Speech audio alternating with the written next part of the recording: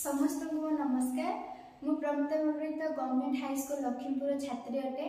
आम टॉपिक होची प्रदूषित जल किपरि परिष्कार करे निजर उपयोगी करिपारिबो से हेला आम टॉपिक। ग्रीष्म ऋतु रे आम अंचल रे प्राय जल अभाव देखा जाए जहाँद्वारा कि लोक मैंने तृषारे मृत्युवरण करते। तेणु आम से समस्या को समाधान करने को जाए एक प्रोजेक्ट प्रस्तुत करुचु जहाँद्वारा कि जल जो प्रदूषित होता है ताहार 4टी लेवल द्वारा आम परिष्कार करपरि।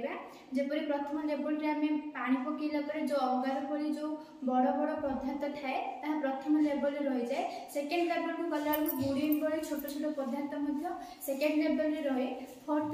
थर्ड लेवल रे एक बाली परी छोट छोट कणिका।